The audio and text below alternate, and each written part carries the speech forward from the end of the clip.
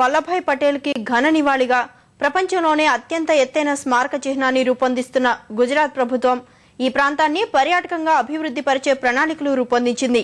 వినోదం విహారం మాత్రమే కాదు, స్మారక కేంద్రం సందర్శన ఓ విజ్ఞాన యాత్రలా ముగిసే విధంగా చర్యలు తీసుకుంది.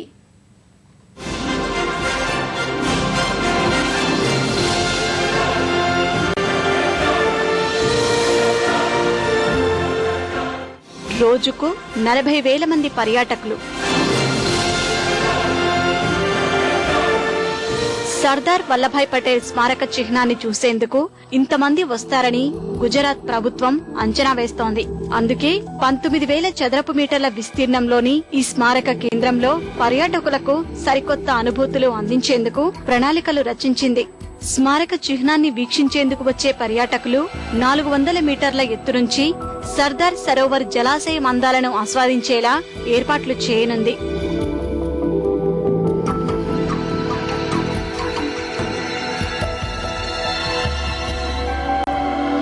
వల్లభాయ్ పటేల్ స్మారక చిహ్నానికి 12 కిలోమీటర్ల దూరంలో కృత్రిమంగా నీటి కొలను ఏర్పాటు చేయనున్నారు. అందులో పర్యాటకులు విహరించవచ్చు. పచ్చని చెట్లు, పర్వతాల మధ్య జల విహారంతో ఆహ్లాదాన్ని పొందే విధంగా సర్దార్ వల్లభాయ్ పటేల్ రాష్ట్రీయ ఏక్తా ట్రస్ట్ చర్యలు తీసుకుంటోంది.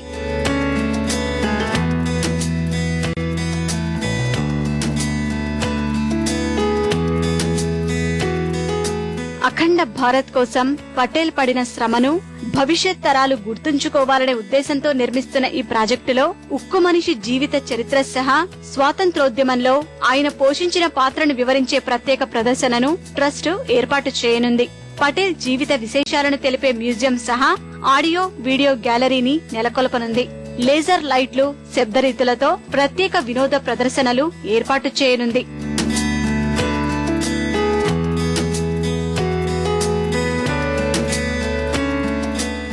ఇంజనీరింగ్ అద్భుతానికి మచ్చుతునకగా నిలవనున్న ఈ ప్రాజెక్టును ప్రపంచ శ్రేణి అత్యాధునిక సాంకేతికతతో రూపొందించనున్నారు.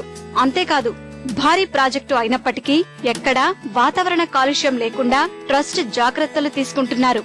పటేల్ ఆలోచనలకు అనుగుణంగా పర్యావరణ హిత ప్రాజెక్టును నిర్మిస్తోంది.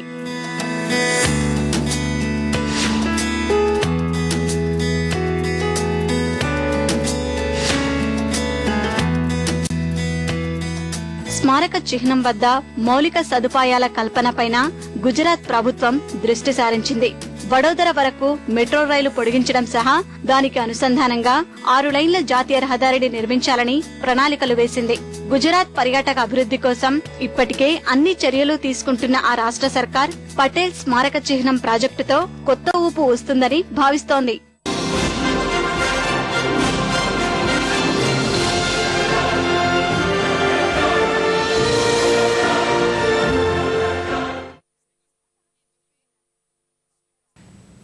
ఇప్పుడు కాసేపు విరామం.